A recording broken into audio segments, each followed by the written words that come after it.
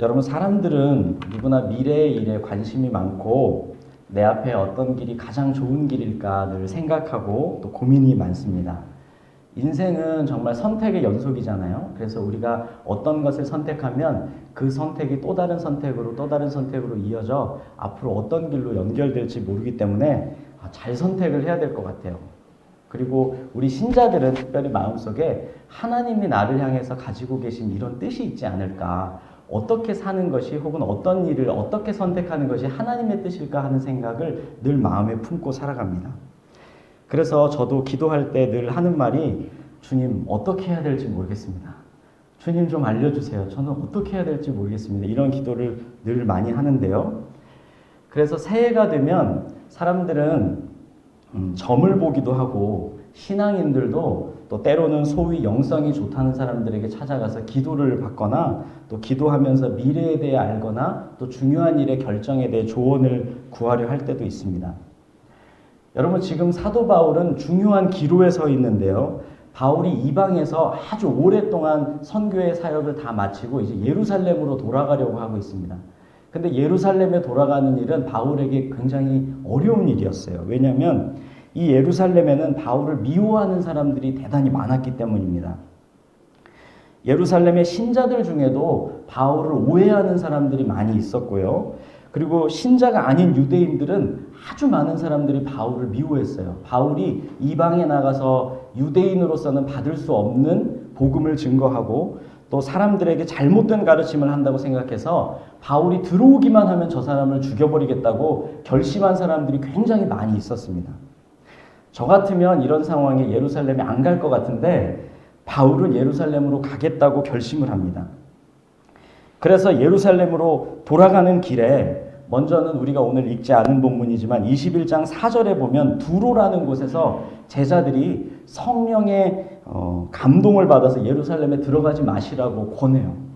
그리고 오늘 읽은 본문인 10절, 11절을 볼 때도 아가보라고 하는 한 선지자가 유대에서 내려와서 바울의 띠로 자기의 손발을 잡아매고 구약에서 예언하듯이 성령님께서 말씀하시기를 예루살렘에서 유대인들이 이같이 이 띠의 임자인 사도 바울을 잡아서 결박해서 이방인들의 손에 넘겨줄 거라는 무시무시한 예언을 합니다. 여러분, 만약 우리가 이런 예언을 들었다면 여러분은 그래도 예루살렘에 가겠습니까?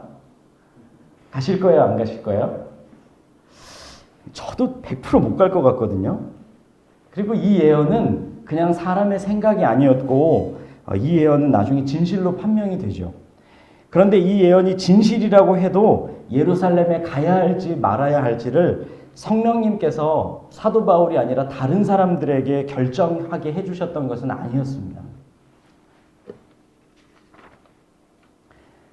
여러분, 사도 바울 역시도 영적인 사람이었기 때문에 그에게 닥칠 미래를 잘 알고 있었어요. 그럼에도 바울은 이 고난과 핍박의 이 예루살렘으로 가는 길이 자기가 가야 할 길이라고 확신하고 있었습니다. 우리 사도행전 20장 22절에서 25절까지 말씀을 우리 같이 보겠는데요. 22절에서 25절까지 말씀을 한번 같이 읽어볼까요? 네, 시작. 보라, 나는 성령에 매여 예루살렘으로 가는데 거기서 무슨 일을 당하는지 알지 못하노라. 오직 성령이 각 성에서 내게 증언하여 결박과 환난이 나를 기다린다 하시나, 내가 달려갈 길과 주 예수께 받은 사명 곧 하나님의 은혜의 복음을 증언하는 일을 마치려 하면은 나의 생명조차 조금도 귀한 것으로 여기지 아니하노라.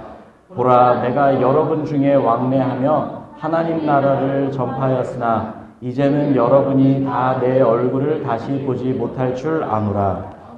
아멘. 여러분, 사도 바울이 지금 이 일이 있기 조금 전에 에베소 장로들을 불러놓고 마지막으로 한 고별 설교에 의하면 사도 바울은 이러한 고난당할 것을 미리 다 알고 있었습니다.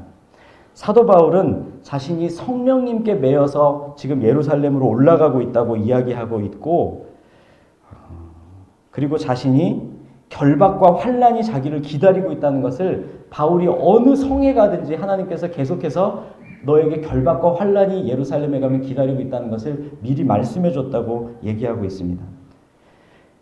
아니 오히려 매임과 환난 결박이 기다리고 있는데에도 불구하고 그 길을 가야 한다고 생각하고 그 길을 가려고 했으니 얼마나 그것이 하나님의 뜻이라는 것을 분명하게 사도 바울이 마음속에 확신했는지를 우리는 알 수 있는 것이죠.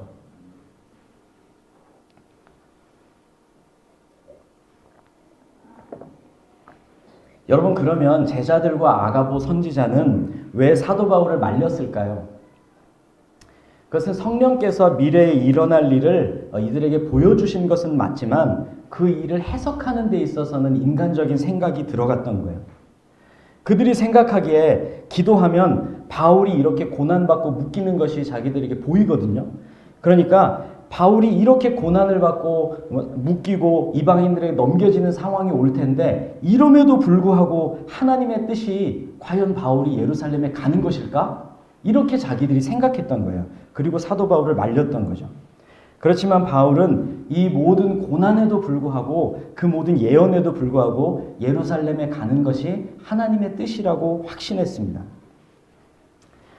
여러분, 우리의 인생은 우리 각자가 풀어야 할 수수께끼죠.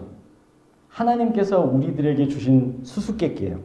근데 그 수수께끼를 옆에 있는 누구 보고 풀으라고 주신 게 아니고 옆에 있는 저 똑똑한 사람한테 가서 물어봐서 저 사람이 풀어줄 수 있는 수수께끼가 아니고 하나님이 여러분 각자에게 주신 이 길과 소명은 여러분 각자가 풀어야 할 수수께끼인 것입니다. 그리고 그 수수께끼를 푸는 열쇠는 우리들 속에 있어요. 오늘 사도 바울이 예루살렘에 올라가는 이유가 뭐라고 얘기했습니까?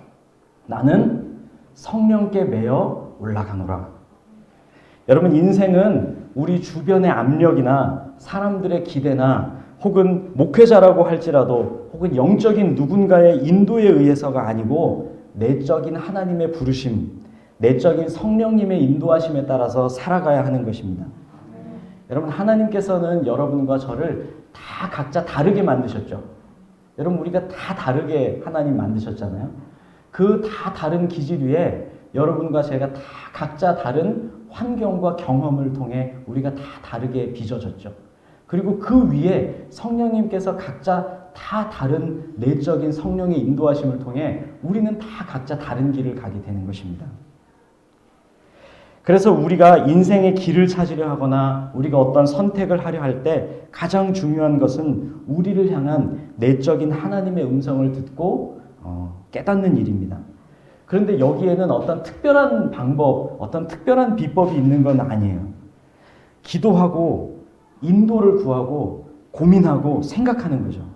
어떤 사람은 기도하고 어떤 문제에 대해서 종이와 펜을 가지고 떠오르는 대로 적어보기도 하고, 어떤 사람은 아침에 묵상하면서, 어떤 사람은 저녁에 일기를 쓰면서 자기의 문제에 대해 기도하고 하나님 제 길을 이끌어 주십시오. 하나님 제가 어떻게 하는 게 좋겠습니까? 하고 하나님의 뜻을 구하는 것이죠.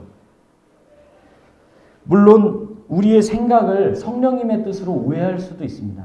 또 어쩌면 마귀의 유혹의 소리가 있을 수도 있죠.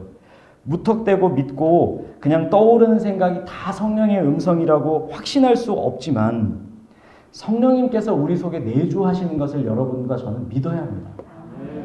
여러분, 성령님께서는 우리가 기도하고 진실하게 하나님의 뜻을 구하고 정말로 하나님의 뜻을 알려고 우리의 마음을 주님께 그렇게 내드리는 사람에게는 주님의 뜻을 알려주시려고 하십니다. 왜냐하면 우리 속에 성령님이 거하시고 성령이 우리 안에 거하시는 우리는 성령의 전이기 때문이죠. 그래서 때때로 우리가 실수하고 어둠 속에서 방황하고 때때로 길을 잘못 갈 수도 있지만 그럼에도 주님이 여러분 속에서 말씀하고 계시다는 것을 믿어야 합니다. 여러분 믿으십니까? 성령님께서 우리들 속에 말씀하고 계세요. 우리가 들으려고 하진 않고 날마다 복잡한 생각과 여러 가지 복잡한 것들 속에서 길을 잃어버려서 그렇지, 우리가 정말로 주님께 들으려고 하면 주님께서 우리 속에 계속해서 말씀하고 계시다는 것입니다. 여러분, 우리 교회가 이렇게 양주에서 3명의 목사님들, 목회자와 성도들이 모여서 새롭게 시작한 것을 생각해 보십시오. 이 일을 이야기했을 때 어떤 사람들은 우려하기도 했습니다. 여러분들도 걱정하기도 하셨을 것입니다. 교회를 세우겠다고 했을 때 어떤 친구는 요즘 교회마다 어렵고 또 건물을 짓는 것에 대해서 심각한 우려를 표하기도 했었고요. 또 목사님 3명이 마음을 모으는 것에 대해서 걱정스러워하기도 하셨습니다. 하지만 저는 하나님께서 여러 상황들을 통해 우리를 몰아가시기도 하셨고, 또한 하나님께서 분명히 우리 목회자들 각자의 마음속에 주님께서 말씀하셨다고 믿습니다. 만약에 그때 당시에 우리 지금 목사님 이렇게 건강하시지만 우리 이준진 목사님이 그때 암에 안 걸리셨고, 또 교회가 갑자기 남양주에서 나와야 하는 그런 상황이 아니었다면, 그리고 우리 연국 목사님이 그렇게 사역을 잘하고 계셨는데 뜬금없이 개척을 하겠다는, 그런 요즘 같은 시기에 개척을 하겠다는 놀라운 마음을 하나님이 주시지 않으셨다면, 그리고 만약 제가 양주에서 방황하면서 이렇게 유리 방황하며 지내지 않았다면 우리가 어떻게 이런 일이 이루어지지 못했겠죠. 또 하나님께서 저희들 각자의 마음속에 말씀하셨다고 저는 믿습니다. 저도 처음에는 우리가 다 고민하기도 했지만 어느 순간 하나님 뜻 안에서 이것이 너무 좋을 거다, 너무 좋을 것 같다는 생각이 들었어요. 그리고 그 일이 저는 하나님의 뜻과 인도라고 믿습니다. 물론 문제가 있겠죠. 그리고 어려움이 있고 앞으로도 많은 어려움이 있겠죠. 그렇지만 이 일이 성령의 음성을 따라 시작된 일이라면 우리가 주님의 길을 따라가면 되는 것이죠. 여러분, 사도 바울도 예루살렘에 갔을 때 고난의 길이 기다리고 있었어요. 그렇지만 그 길이 주님의 뜻이었던 것이죠. 여러분, 우리가 인생의 문제들 앞에 고민하고 어떻게 해야 될지 결정을 내려야 하는 상황이라면 성령님께서 여러분의 마음속에 말씀해 주시고 여러분의 마음을 인도해 주시기를 기도하시기 바랍니다. 그리고 주님, 제발 제가 성령께 매여 저의 인생을 걸어갈 수 있도록 도와주십시오 하고 기도하시는 여러분이 됐으면 좋겠습니다. 그런데 더 큰 의미에서 볼 때 우리가 성령님의 인도를 받는다는 것은 꼭 인생의 갈림길에서 어떤 것을 선택할 때만 성령님의 음성을 듣는 것은 아닙니다. 성령님의 음성을 듣는다는 것은 매일 일상의 삶에서 나를 향한 하나님의 뜻을 깨닫는 거예요.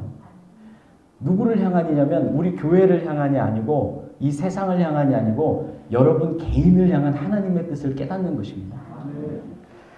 여러분, 성령님의 인도는 여러분 개인을 향한 하나님의 뜻을 깨닫는 것인데요. 제가 아이가 4명 있잖아요. 근데 이 4명 아이들의 기질과 성향이 다 틀려요. 처해 있는 상황이 다 다릅니다. 그러니까 제가 이 아이들한테 동일한 걸 기대하겠습니까? 전체적인 뜻은 있죠. 우리 아이들이 이렇게 건강하고 바르고 훌륭하게 자랐으면 하는 전체적인 뜻은 있죠. 성도들을 향한 전체적인 뜻은 있지만, 그렇지만 아이 개개인에 따라 특별한 뜻이 다 다르거든요. 저희 둘째는 축구를 하잖아요. 그래서 축구를 맨날 뛰니까, 근데 또 얘가 안 먹어요. 엄청 안 먹거든요. 그래서 빼짝 마르고 키도 좀 작으니까 제가 얘를 보면 맨날 더 잘 먹으라고 권하거든요. 심지어는 뭐 간식도 뭐 밤 12시에 라면을 먹겠다 그래도 아유 제발 먹기만 해라 이렇게 끓여주고, 치킨도 뭐든 먹어라. 그리고 밤에는 되도록 일찍 재워요. 키도 커야 되고 또 얘가 아침에 일찍 일어나는 성향이라서 일찍 재웁니다. 근데 저희 셋째 아이는 통통하거든요. 그러니까 얘는 넌 되도록 먹지 마라. 되도록 이제 못 먹게 하고, 그리고 얘는 책 읽는 걸 좋아해가지고 밤에 한 30분 정도 더 책을 읽겠다 그러면 그래 읽어라 이렇게 허용해 주거든요. 그렇지만 우리 둘째는 허용을 안 합니다. 여러분, 성령님의 내적인 인도는 여러분 개인을 향한 독특한 하나님의 뜻을 발견하는 데 있습니다. 성경을 읽다 보면 좀 놀랍게도 모순되게 느껴지는 말씀들이 종종 있어요. 어떤 곳에서는 정죄하는 말씀이 있고 꾸짖는 말씀이 있는데, 또 어떤 곳에서는 평안과 위로 그리고 무조건적인 하나님의 사랑에 대해서 말씀하시는 부분이 있고요. 어떤 데에서는 교만한 자를 꾸짖고 겸손하라고 말씀하기도 하시는데, 또 어떤 데에서는 용기를 내라, 두려워하지 말아라, 아무것도 걱정하지 말아라, 평안해라 이렇게 말씀하시는 부분도 있거든요. 그 이유는 성경이 윤리나 도덕책이 아니고 논문으로 쓰여진 것이 아니고 말씀을 듣고 있는 개개인에게 현실이라는 맥락 속에서 말씀을 듣는 사람들에게 구체적으로 하시는 말씀이기 때문에 그렇습니다. 우리가 누구를 만나도 어떤 큰 어려움을 당해서 슬퍼하고 괴로워하는 사람을 만나면 뭐라고 하겠어요? 힘내십시오. 하나님께서 함께 하십니다. 위로해 주겠지만, 근데 맨날 술 먹고 방탕하고 막 인생을 낭비하고 있는 걸 보면, 야, 너 정신 차려라, 이렇게 얘기하지 않겠습니까? 2월 달에 제가 설교한 지가 3개월이 지났는데요. 2월 달에 간음하다 잡혀온 여인에 대해서 우리가 말씀을 나눌 때 하나님께서 죄책감으로 고통하는 사람의 죄는 용서하신다고 했습니다. 그렇지만 내가 죄 없다 하는 자의 죄는 드러내신다고 말씀드렸습니다. 여러분, 세리와 창녀에게 예수님은 죄를 꾸짖지 않으셨어요. 왜냐하면 그들은 자기의 죄를 알고 있었기 때문이에요. 그리고 그들에게 만약에 예수님이 그렇게 말씀하시면 그들은 자기의 죄에 눌려 감히 하나님 앞으로 나아올 수 없다는 것을 주님이 아셨기 때문이에요. 하지만 바리새인과 서기관들에게는 엄하게 꾸짖으셨고 심지어는 독사의 새끼라는 말까지 막 서슴지 않으셨습니다. 그런데 생각해 보세요, 여러분. 바리새인이 성경을 읽는다면 그 사람은 성경에서 자신을 꾸짖는 말씀을 깨달을 수 있었을까요? 바리새인은 자기 자신이 스스로 의롭다고 생각하기 때문에 정죄의 말씀은 나에게 어울리는 것이 아니다 하고 간단히 무시해버리고 하나님의 축복의 말씀과 위로의 말씀만 자기의 거라고 생각했을 수 있습니다. 반대로 창녀와 죄인들은 이미 죄책감과 두려움이 마음속에 가득하기 때문에 성경 속에 나타나는 용서와 위로의 말씀은 내 것이 아니라고 생각하고 성경에 나타나는 정죄의 말씀만 내 말씀이라고 생각할 수 있습니다. 여러분, 교회 안에서도 그럴 수 있죠. 자칫하면 설교 시간에도 두려움에 떠는 사람에게는 죄를 꾸짖는 말씀만 들리고 아니라고 방종하는 사람에게는 위로의 말씀과 축복의 말씀만 들릴 수 있는 것이죠. 이게 굉장히 위험한 거 아닙니까? 여러분, 그러면 어떻게 이게 극복될 수 있습니까? 그것은 성령님께서 우리 안에 계시기 때문이에요. 여러분, 성령님께서는 여러분 개인을 향한 하나님의 뜻을 말씀해 주십니다. 우리가 겸손하게 삶 속에서 주님이 나에게 무엇을 원하실까 잘 생각하고 기도하고 들으려고 하면 그것을 찾고 발견할 수 있는 것입니다.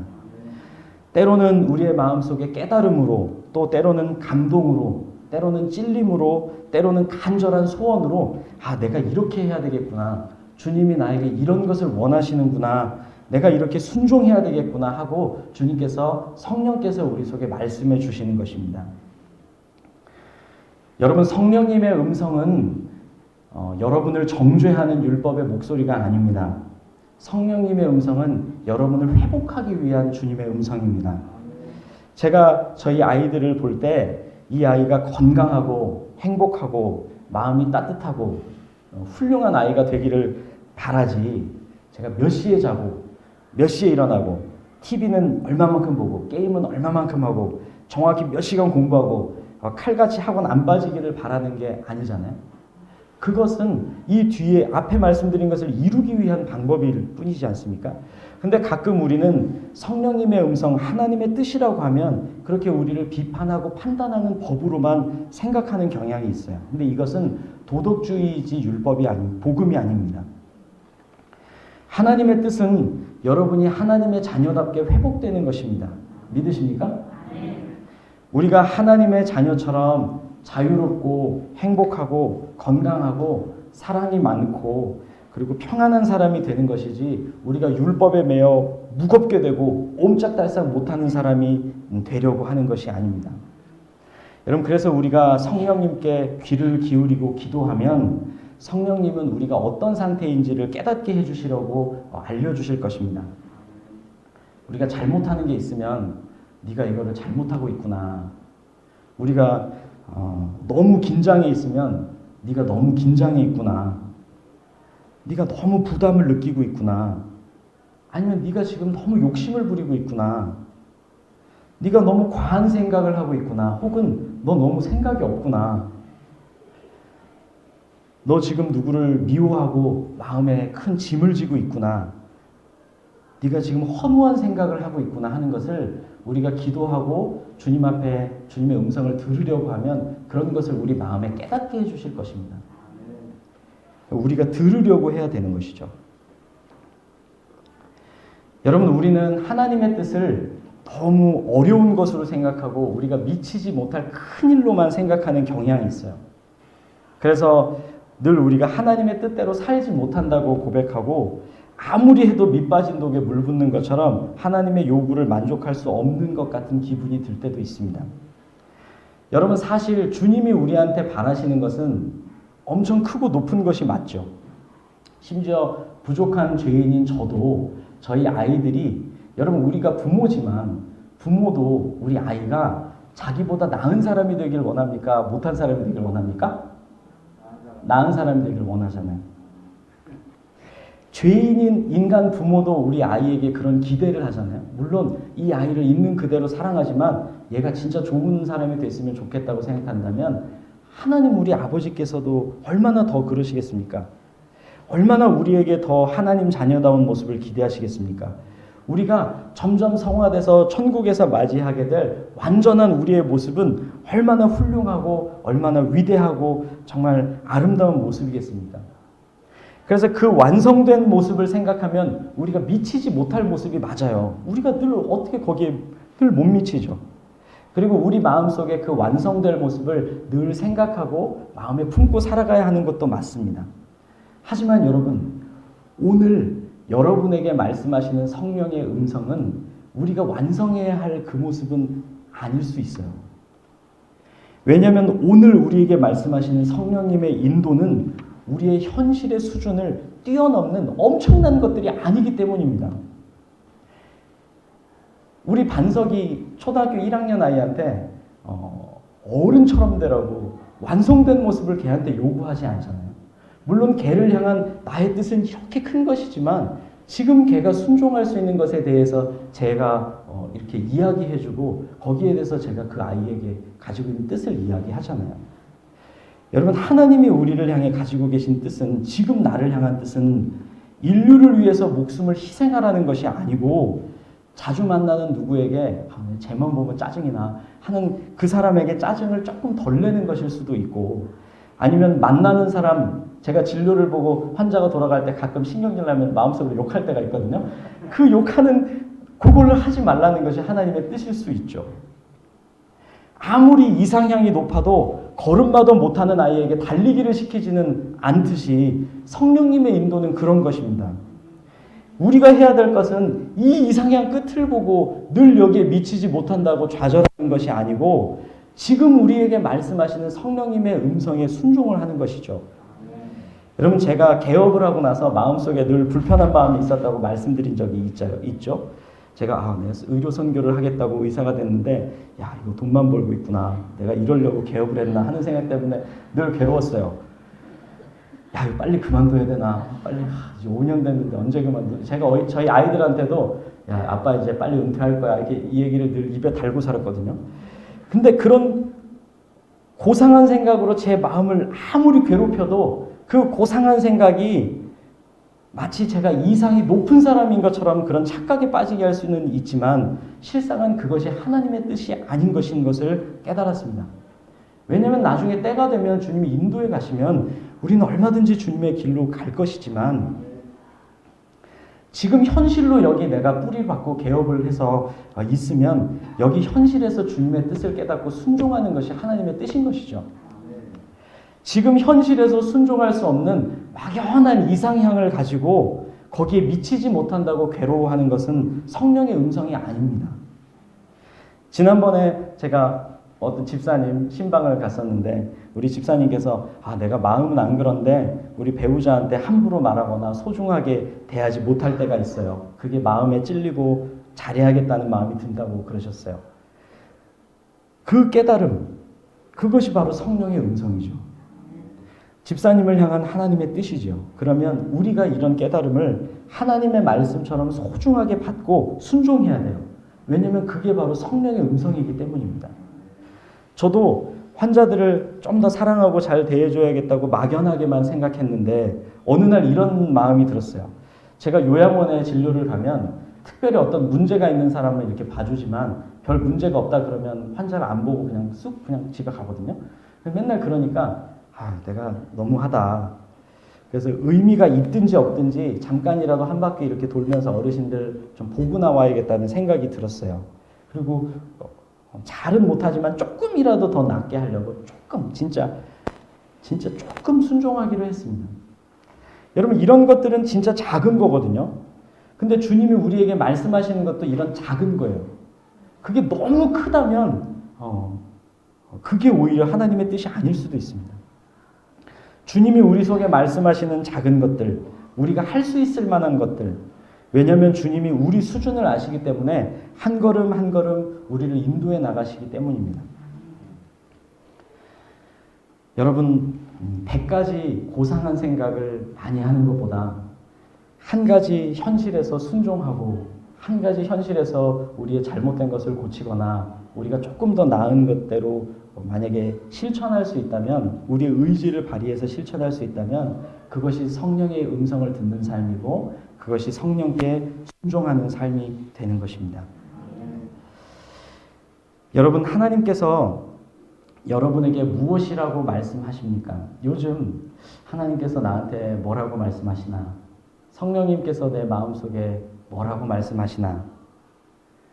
성령의 음성에 귀를 기울이시는 시간이 여러분 가지시기를 바라고, 기도할 때 또 말씀을 읽을 때 우리의 선입견, 우리의 생각, 우리 스스로 잡혀있는 이 사고방식의 틀을 깨고 성령님께서 신선하게 우리의 마음속에 말씀해 주시고 우리의 마음에 깨닫게 해주셔서 우리에게 주님의 뜻을 알려주시기를 그렇게 기도하며 주님께 나아가는 여러분과 제가 됐으면 좋겠습니다. 아멘. 우리 같이 찬송가 주님 앞에 고백하겠는데요. 369장 죄짐 맡은 우리 구주 주님 앞에 찬양하겠습니다.